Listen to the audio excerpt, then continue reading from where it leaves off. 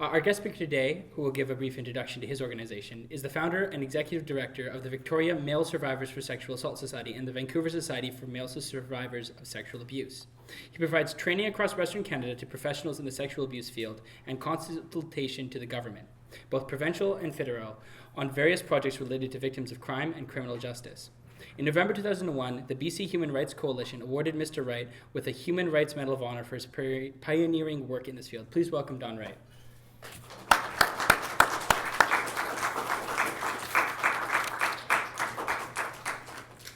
Thank you, Jesse. He gave a quick overview, so fortunately I don't have to talk about some of the things that he's already mentioned.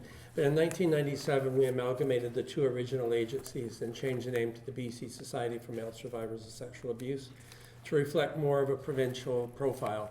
I started out just being an answering machine, commuting between two cities, and the agency has grown now. We have 2 victim services workers, 12 therapists, 5 locations, and I mentor master's and doctoral students in 8-month training programs to do this kind of work across the country. Our primary focus is male survivors of usually childhood sexual abuse or more recent sexual assault.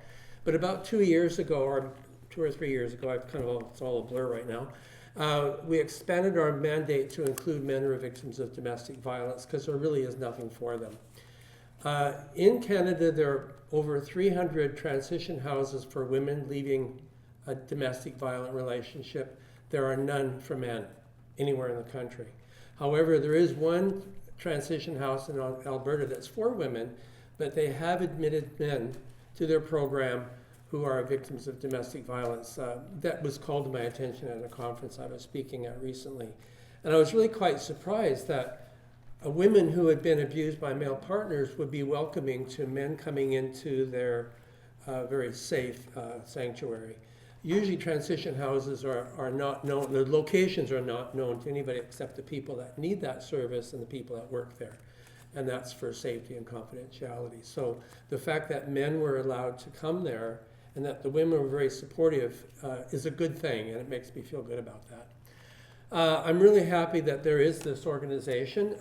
There aren't enough programs for male survivors or men's issues across the board. Mine was the first agency in the country and the only one for 10 years. And in around 1999, 2000, the Men's Project in Ottawa started out. And that was with my encouragement. 2 private practitioners came out to Vancouver for a conference, and I encouraged them to do the nonprofit route because you can get government grants and, well, there's a lot of advantages. I won't get into all of those things, but that program ran until very recently, and the Ontario government pulled their funding, so that program had to shut down, which is kind of tragic. But the therapists in that program have gone into private practice, and they're still doing what they can do, but a nonprofit can do a great deal more than a couple of private practitioners. My agency has several services I'm going to talk about really briefly.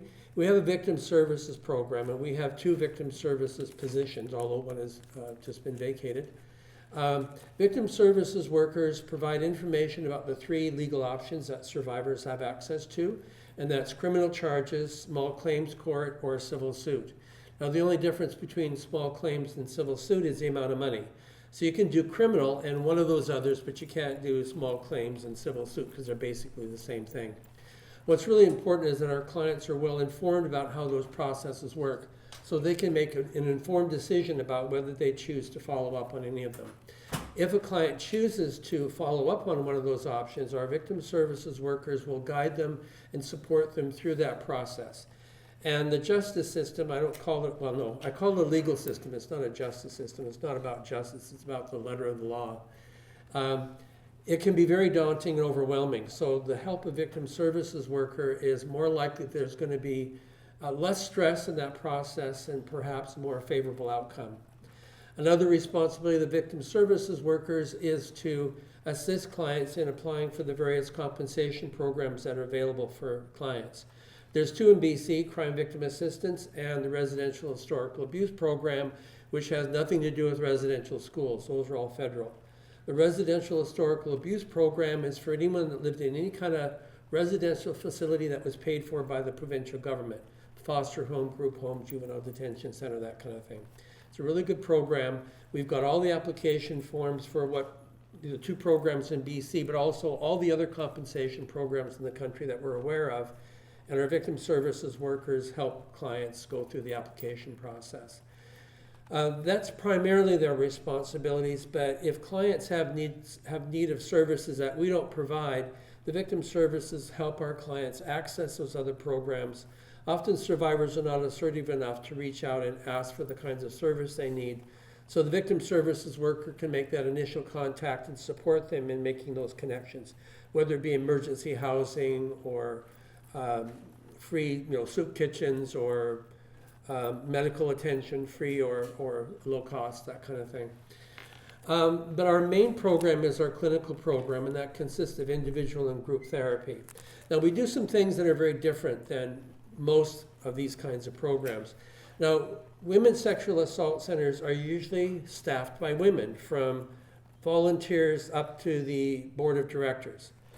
No men involved in these agencies at all. Now, the underlying reason for that is that a lot of women need the message that they can be self-empowering. They don't need to depend on men to find their way through life.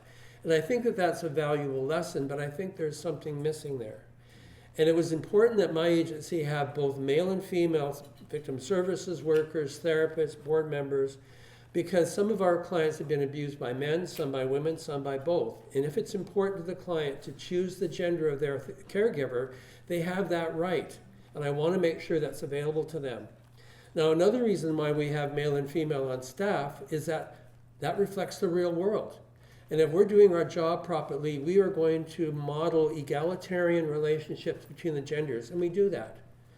Now, everybody on staff have different responsibilities. I'm the executive director. My responsibilities have a much broader scope.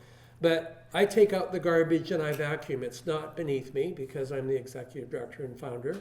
So that's another example of the equality that we have in our agency. Another thing that we do is different. Typically, the therapy hour is 55 minutes. But men are used to being emotionally contained and bottled up. In 55 minutes, men aren't going to open up, do the kind of work they need to do, and then tuck it all back in again so they can go out and without that vulnerability available or visible to the world. So we have hour-and-a-half sessions, so that gives men a chance to let down their guard, do some substantial work on their issues, and what's really important, pull it all back in and tuck it in nice and neatly so they can back out into the world without that vulnerability showing. So that's a really important aspect of our therapy. Now, some months down the road, when a lot of the big issues have been sorted through, those sessions may shorten down to an hour. Typically, it's once a week, but later on, they might cut back to every other week or eventually once a month. But we do not set limits on how long people are in our program. I have a couple of clients that started with me in 1992. I don't see them very often, but they still have access to the agency whenever they need it. So they call me up, I need to see you, great, they come in for a session or two, and then they disappear for another 6 or 8 months, and then maybe they come back, maybe they don't. We have group therapy that's usually run by one of our paid senior staff members and a practicum student. Like I said, they're either master's level or doctoral students that I've started training. It's kind of unheard of that a master's level therapist will be training doctoral students, but the agency has quite a high international reputation. We've had students come to us from universities in 8 countries to get training. And one of my former staff members, he started out as a student, worked for us for about 4 or 5 years, and then he moved to Japan to start the first agency in Japan for male survivors, which, we've crossed oceans in some ways. Where was I going? Okay.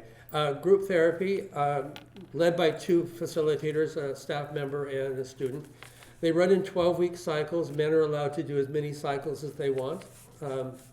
We don't set limits. It's up to the client to decide when they're done with us. But I encourage you to check out our website. It's bc-malesurvivors.com. You can find out contact information. We've got bios. There's a couple articles I've written.